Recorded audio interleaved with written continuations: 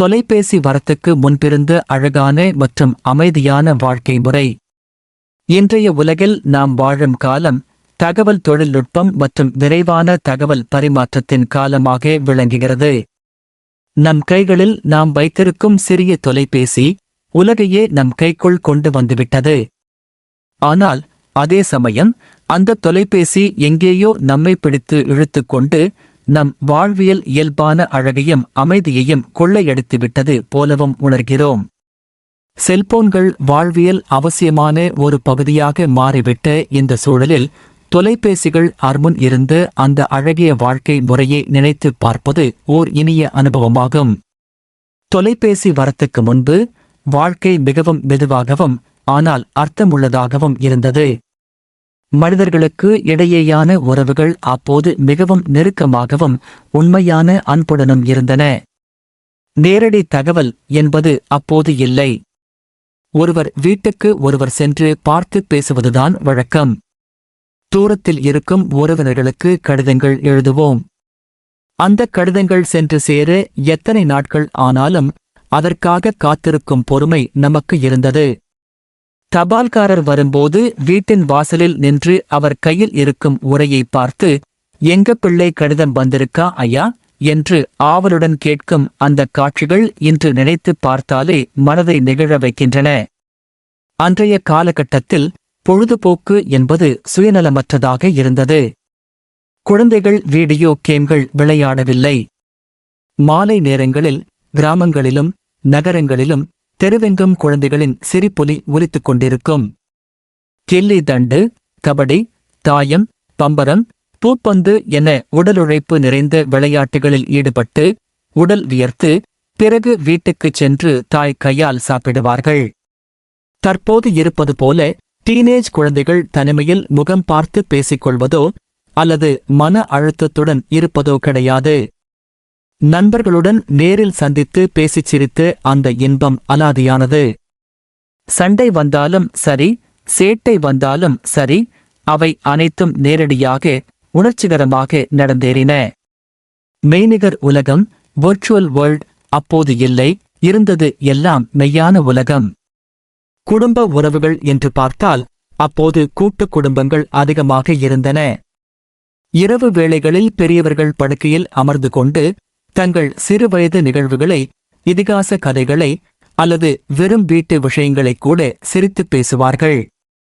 தாத்தா பாட்டி சொல்லும் கதைகளை அமர்ந்து கேட்கும் அந்த ஈடில்லாத இன்பம் இன்று வாட்ஸ்அப் ஸ்டேட்டஸ் பார்ப்பதில் முடிந்துவிட்டது. உணவு நேரம் என்றால் தொலைக்காட்சியோ செல்போனோ அருகில் இருக்காது. குடும்பத்தினர் அனைவரும் ஒன்றாக உணவு உண்டு அன்றாடம் நடந்த விஷயங்களை பகிர்ந்து கொள்வார்கள். அந்த உரையாடல்களில் வார்த்தைகளுக்கு எடை இருந்தது, பார்வைக்கு பொருள் இருந்தது. தொலைபேசி வரத்துக்கு முன்பு வேலை என்பதும் ஓய்வு என்பதும் தெளிவாக வரையறுக்கப்பட்டிருந்தன. வேலை நேரம் முடிந்ததும் அலுவலக விஷயங்களை வீட்டுக்கு எடுத்துச் செல்ல மாட்டார்கள். ஊர் சுற்றுபவர், வியாபாரம் செய்பவர் என அனைவரையும் நேரில் சந்தித்துத்தான் பேச வேண்டும். இதனால் சமூக அக்கறையும் மற்றவர் மீதான அக்கறையும் இயல்பாக வளர்ந்தது. ஒருவர் வீட்டில் திருமணம் அல்லது விழா என்றால் அழைப்பிதழ் மட்டும் போதும், உறவினர் அனைவரும் வந்து பல நாட்கள் முன்பே தங்கி உதவி செய்வார்கள். இன்று போல ஒரு போட்டோ போட்டு கன்கிராட்ஸ் என்று கமெண்ட் போட்டுவிட்டு கடமையை முடித்துக் கொள்ளும் பழக்கம் அப்போது இருந்திருக்காது. மனித உறவுகள் வெறும் ஆன்லைன் அந்தஸ்துகளாக மாறவில்லை. மிக முக்கியமாக அந்த காலத்தில் அமைதி, பீஸ் என்பது மனதிற்குள் இருந்தது. தேவையற்ற தகவல்கள், பயனற்ற செய்திகள், யாருக்கு என்ன நடந்தது என்ற ஆராய்ச்சி என எதுவும் இல்லை. மனம் வெறுமையாக இருந்தாலும் அது அமைதியாக இருந்தது. படிப்பதற்கும் சிந்திப்பதற்கும் இயற்கையை ரசிப்பதற்கும் நேரம் இருந்தது. மாலை நேரங்களில் தாழ்பாள் போட்டு மாடத்தில் அமர்ந்து விண்மீன்களை பார்த்து கொண்டிருக்கும் அமைதி, பறவைகளின் குரலை கேட்டு ரசிக்கும் நிதானம் எல்லாம் இன்று நமக்கு தொலைந்துவிட்டது. இன்று எப்போதும் ஒருவித அவசரத்தில் எதையாவது பார்க்க வேண்டும், ஏதாவது படிக்க வேண்டும், ஸ்க்ரோல் பண்ண வேண்டும் என்ற கட்டாயத்தில் மனம் அலைபாய்கிறது. தொலைபேசி மற்றும் இணையதளம் வருவதற்கு முன்பு பொறாமை, வெறுப்பு போன்ற உணர்வுகள் இன்றைய அளவுக்கு இருந்ததில்லை. மற்றவர்களின் வாழ்க்கையை பார்த்து பொறாமைப்படுவதற்கான வாய்ப்புகள் குறைவு. யார் எங்கே சுற்றுப்பயணம் சென்றார்கள், யார் என்ன வாங்கினார்கள் என்ற தகவல்கள் நம்மை அவ்வளவு எளிதில் பாதிக்காது. ஒவ்வொருவரும் தங்களுக்குள் ஒரு திருப்தியான வாழ்க்கையை வாழ்ந்தனர். தற்போது சமூக வலைத்தளங்கள் நமக்குள் ஒரு போட்டி மனப்பான்மையை உருவாக்கி நம் மன அமைதியை குறைத்து விடுகின்றன. நிச்சயமாக தொழில்நுட்பம் வாழ்க்கையை எளிதாக்கியுள்ளது. உலகின் எந்த மூலையில் இருந்தும் நம் உறவினரை பேசி பார்க்க முடிகிறது. விபத்து அல்லது அவசர சூழ்நிலைகளில் உதவி கோர முடிகிறது.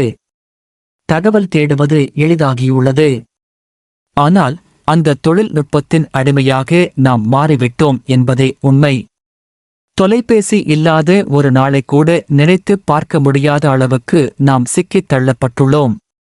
முடிவுரையாக கூற வேண்டுமானால், தொலைபேசி வரத்துக்கு முன்பிருந்த வாழ்க்கை மனித உறவுகளுக்கு முக்கியத்துவம் கொடுத்த வாழ்க்கை. அது படிப்படியாக மாறியது. காத்திருக்கும் பொறுமை கருத்த வாழ்க்கை, இயற்கையோடு ஒன்றிணைந்த வாழ்க்கை. நாம் மீண்டும் அந்த காலத்துக்கு சென்றுவிட முடியாது. ஆனால் நாம் தற்போது இருக்கும் தொழில்நுட்ப உலகிலும் அந்த பழைய வாழ்க்கை முறையின் நற்பண்புகளை, குறிப்பாக நேரடி உறவுகளை, பொறுமையை மற்றும் மன அமைதியை நிலைநிறுத்த முயற்சி செய்ய வேண்டும். தொலைபேசியை நம் கையில் வைத்துக்கொண்டு நம் மனதை அதற்கு கொடுத்து விடாமல் அதை ஒரு கருவியாக மட்டும் பயன்படுத்தினால் நாம் இன்றும் அழகான மற்றும் அமைதியான வாழ்க்கையை வாழ முடியும். தொலைபேசி என்பது நம் கட்டுப்பாட்டில் இருக்க வேண்டும். நாம் தொலைபேசியின் கட்டுப்பாட்டில் இருக்கக்கூடாது என்பதே அந்த பழைய வாழ்க்கை நமக்கு கற்றுத்தரும் பெரும் பாடமாகும்.